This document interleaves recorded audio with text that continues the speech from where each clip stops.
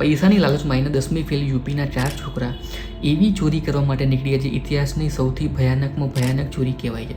એ સમય હતો યુપીની અંદર બુંદેલ નામનું શહેર આવ્યું છે. આ જ શહેરની અંદર એક અમન ખાનનો પરિવાર હતો. આખો અમન ખાનનો પરિવાર નિર્ભર હતો અમન ખાન પર. આખા પરિવારમાં અમન ખાન એકલો કમાવાવાળો હતો. આખા પરિવારની જિમ્મેદારી અમન ખાન પર હતી. પણ આ અમન ખાન જો ના નોકરી હતી ના કોઈ ધંધો હતો.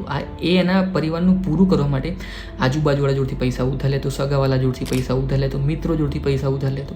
એવી એક પણ બેંક બાકી નથી રાખી અમન ખાને જેમાં અમન ખાને લોન ના લીધી હોય. પણ એક દિવસ દેવું એટલું વધી ગયું કે બધાએ આના ઘેર આવવાનું ચાલુ કર્યું ઉઘરાણી માટે. રોજ સવારે આના ઘેર ઝઘડા થતા, બધાની જોડે પૈસા માગતા. આ બધાને કહેતો હું તમારા પૈસા પાછા આપી દઈશ. પણ એ અંદર વિચારમાં પડી જતો કે દેવું એટલું મોટું છે કે હું કોનું દેવું ચૂકવું અને કોનું દેવું ના ચૂકવું. પણ એ રોજના ઝઘડાથી કંટાળી જાય છે, હેરાન થઈ જાય છે. એ નક્કી કરે છે કે જો મારા દેવામાંથી બહાર નીકળવું હોય તો મારા કોઈક જગ્યાએ જઈને બહુ મોટો હાથ મારવો પડે તો જ હું દેવામાંથી બહાર નીકળી શકું. તો એ નક્કી કરે છે કે જ્યાં સુધી મારા હાથમાં પૈસા નહીં આવે ત્યાં સુધી આ બુંદેલ શહેરમાં પાછો નહીં આવું. તો એ બીજા દિવસ એનો સામાન પેક કરીને નીકળી જાય છે. એ પહોંચી જાય જયપુરની અંદર. જયપુર ભાડાનું ઘર લે, રૂમ પર રોકાય છે. 3 થી 4 મહિના રોકાય છે, રખડે છે, પણ આને કોઈ કામ ધંધો આપતું નથી. એક દિવસ આ રખડતો જયપુરની અંદર એક આંબાવાડી એરિયા છે, ત્યાં એક શાક માર્કેટ લાગે, ત્યાં પહોંચે છે. સાંજનો સમય હતો, ધીમે ધીમે બધા પોતપોતાના ઘેર જતા હતા. આખું શાક માર્કેટ સુમસામ થઈ ગયું. હવે વધ્યો છે ખાલી અમન ખાન. અમન ખાનની નજર પડે શાક માર્કેટની સામે SBIની બેંક છે, એની બાજુમાં સોનીની દુકાન છે અને એની 2 દુકાન છોડીને સેન્ટ્રલ બેંક ઓફ ઇન્ડિયા છે. આ 2 બેંક અને સોનીની દુકાન એક જ લાઇનની અંદર હતી. આ જોતાં જ અમન ખાનના મગજમાં એક પ્લાન બનવાનું ચાલુ થઈ ગયું હતું. એ એની રૂમ પર જે આખો પ્લાન નક્કી કરે, આ રીતે કરીશું, આ રીતે નહીં કરીએ. પણ એને ખબર પડી ગઈ હતી કે આ કામ મારે એકલાનું નથી, આમાં મારે 3 થી 4 લોકોની જરૂર પડશે. તો એના સ્કૂલના ભાઈબંધોને કોલ કરે છે, આખો પ્લાન સમજાવે છે. પહેલાં નોર્મલ વાતો કરે છે, પછી આખો પ્લાન સમજાવે છે, એમને લાલચ આપે છે કે આપણે એટલા પૈસા કમાઈશું, આપણે કોઈના જોડે હાથ લાંબો કરવો નહીં પડે, કોઈને કાન ખબર નહીં પડે કોણ આવ્યું હતું, કેવી રીતે કરી ગયા ચોરી, કોઈ જ ખબર નહીં પડે, અને આપણો આ પ્લાન એકદમ સક્સેસ જશે ને આપણો આ પ્લાન એકદમ જોરદાર છે. પેલા 3 ભાઈબંધો પૈસાની લાલચમાં આવી ગયા અને આની વાતમાં આવી ગયા.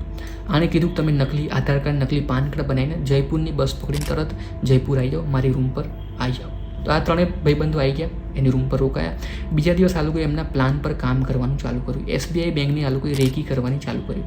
પ્રોપર તપાસ કરી કે બેંકનો ટાઈમ શું છે, કેટલા વાગે બંધ થાય, કેટલા વાગે ખુલે છે, અંદર CCTV કઈ જગ્યાએ છે, લોકર કઈ જગ્યાએ, દરવાજો કઈ જગ્યાએ, બધું ચેક કર્યું. એક દિવસ અમન ખાને બેંક મેનેજરને પૂછી લીધું કે આ બેંકમાં મારે લોકર ખોલાવવું છે, એકદમ સેફ છે. બેંક મેનેજરે કીધું કે જયપુરના નામી ગ્રામી લોકોના લોકર છે, તો તમારું જે બી કિંમતી વસ્તુ છે એકદમ સેફ રહે છે. હવે અમન ખાનને ખબર પડી ગઈ કે અહીંયા જે બી વસ્તુ છે બધી બહુ બધી દાગીના છે, કિંમતી દાગીના, બહુ બધા પૈસા છે. મતલબ આ SBI બેંકમાં બહુ બધો માલ મળશે એમને, ચોરી કરશે તો આ લોકોએ ભાઈ એમના બીજા પ્લાન પર કામ કરવાનું ચાલુ કર્યું. હવે આ લોકોનો બીજો પ્લાન હતો SBI બેંકની આજુબાજુ કોઈ દુકાન લેવાની, અને દુકાન બેઝમેન્ટ ભોયરાની અંદર હોવી જોઈએ. આ લોકોએ બહુ શોધી, આ લોકોને એક દુકાન મળી પણ ગઈ. SBI બેંકથી 300 મીટર દૂર હતી આ દુકાન, ભોયરામ બેઝમેન્ટમાંથી. આ લોકોએ માલિકને કીધું કે અમારા ખાતરનો ધંધો છે, અમે ખાતર વેચીએ છીએ, અમને દુકાન આપો. 30,000 રૂપિયા મહિને ભાડું નક્કી કર્યું. દુકાન મળી ગઈ. બીજા દિવસ આ લોકોએ બોર્ડ મારી દીધું. 300 ગુણ ખાતરની મંગાવી લીધી. દુકાનમાં એકદમ પરફેક્ટ સજાઈ લીધી નાટક કરવા માટે. 100 ગુણ નાટક કરવા માટે આ લોકોએ ખાલી વેચી પણ ખરી. 200 ગુણ વધી હતી. બીજા દિવસ આ લોકોએ એમનો પ્લાન ચાલુ કરી દીધો. બેઝમેન્ટની અંદર ખાડો ખોદવાનું ચાલુ કરી, એક સુરંગ બનાવવાની ચાલુ કરી. જે સુરંગ એમને SBI બેંક સુધી 300 મીટર સુધી લઈ જાય. આ લોકોનો પ્લાન બેઝમેન્ટમાં દુકાન લેવાનો એટલા માટે હતો કે એ લોકો ખાડો ખોદી શકે, એક સુરંગ બનાવી શકે.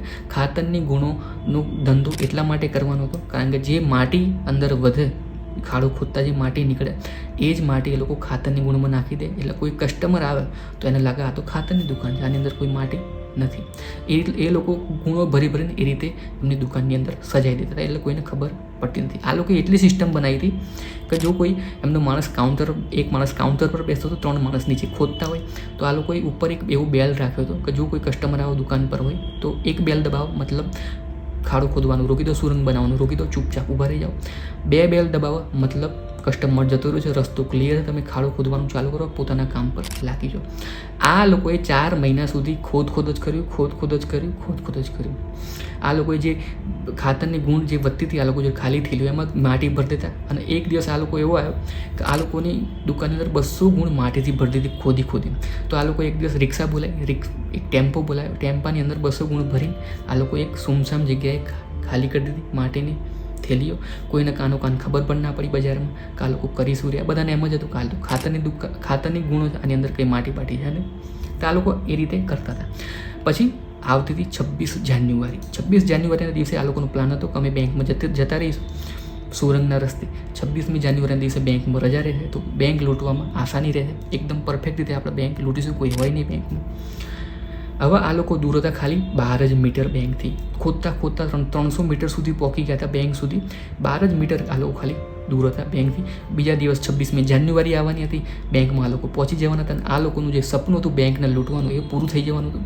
પણ 25મી જાન્યુઆરીના દિવસે આ શાક માર્કેટમાં SBI બેંકની આગળથી એક ટેમ્પો નીકળે છે બટાકાથી ભરેલું. એ વેચવા આવ્યો હતો બટાકાથી ભરેલો ટેમ્પો નીકળે. અચાનક એ ટેમ્પાનું ટાયર એક ખાડાની અંદર ફસાઈ જાય છે. ખાડાની અંદર ફસાઈ ગયું, બધા ધક્કો મારવા આવ્યા, નીકળતું નહોતું ટાયર. હવે એક ટાયર ફસાયું, બધાએ ધક્કો મારતો, બીજું ટાયરે ફસાઈ ગયું. 2 ટાયર આવા ટેમ્પાના અંદર ફસાઈ ગયા હતા. આજુબાજુવાળા જોતા હતા. પછી એક ભાઈની નજર પડી એક ખાડાની અંદર, કે ખાડાની અંદર તો પાવડા પડ્યા છે, ખાડાની અંદર ડ્રીલ મશીન પડ્યું છે. આ બધું જ કદાચ આ અંગ્રેજોના જમાનાની સુરંગ તો નથી ને, પણ એક માણસે એમાંથી એને ખબર પડી ગઈ હતી કે આ કોઈ સુરંગ બનાવી રહ્યું છે બેંકને લૂંટવા માટે. 12 મીટર દૂર હતી બેંક. તો એણે પોલીસને કોલ કરી દીધો. પોલીસ આવી ગઈ, પોલીસે ચેક કર્યું કે આ તો એકદમ સુરંગ છે. પોલીસે એના એક કોન્સ્ટેબલ નીચે ઉતાર્યો, કોન્સ્ટેબલ અંદર ગયો.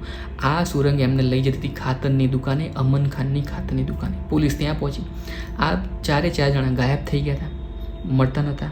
પોલીસને ખબર પડી ગઈ આ લોકો સુરંગ બનાવતા હતા. 300 મીટર સુધી આ લોકોએ સુરંગ ખોદી પણ દીધી હતી. SBI બેંકને લૂંટવાનો આ લોકોનો પ્લાન હતો. આ લોકો ભાગી ગયા હતા. 5 કિલોમીટર દૂર પોલીસે આ લોકોને ઝડપી પાડ્યા. પછી આ લોકોએ કીધું કે અમારો પ્લાન ખાલી SBI બેંક લૂંટવાનો નહોતો, અમારો પ્લાન સોનની દુકાન લૂંટવાનો પણ હતો, અને અમારો પ્લાન 2 દુકાન છોડીને સેન્ટ્રલ બેંક ઓફ ઇન્ડિયા લૂંટવાનું પણ હતું. આ રીતે આ લોકોએ એક સુરંગ ખોદીને જમીનની નીચેનો રસ્તો અપનાવ્યો હતો બેંક ખોદવાનો. પણ એક ટેમ્પો આવ્યો બટાકાથી ભરેલો. એ ટેમ્પાએ આખા પ્લાન પર 4 મહિનાની મહેનત પર પાણી ફેરવી દીધું. આ જ ખાતરની ગુણો લઈને, આ જ પાવડા અને ડ્રીલ મશીન લઈને ખેતરની અંદર મહેનત કરી હોત તો આનાથી ભલે ઓછા પૈસા મળત, પણ એ લોકો શાંતિથી જીવી શકત અને એમના પરિવાર જોડે હસી ખુશી જીવી શકત. આ કહેવું સહેલું છે કે આમ કરી લીધું હોત તો ખુશ રહેત ને આમ કરી લીધું હોત તો ખુશ ના રહેત. પણ જ્યારે માણસનો સમય ખરાબ હોય, પરિસ્થિતિ ખરાબ હોય, તો માણસ આ રીતે એના પગલાં ભરવા પડતા હોય, ચોરી કરવી પડતી હોય. બધાને ખબર હોય ચોરી કરવું ખરાબ વસ્તુ છે, પણ આ રીતે એમને સમય અને પરિસ્થિતિ ખરાબ હોય. પણ ગમે તેટલો સમય અને ખરાબ પરિસ્થિતિ હોય, માણસ જોડે 2 રસ્તા હોય, ખરાબ રસ્તો એક સારો રસ્તો, તો એ આપણા પર ચોઈસ હોય કયા રસ્તા પર આપણે ચાલવું છે. આ તો વિડીયો, આવા મેં વિડીયો બીજા બહુ બધા બનાવ્યા, તમે ચેનલમાં ચેક કરી શકો, જોઈ શકો છો. લાઇક કરજો, શેર કરજો, સબસ્ક્રાઈબ કરજો. હું મળીશ તમને આગળના વિડીયોની અંદર. ત્યાં સુધી થેન્ક્સ ફોર વોચિંગ.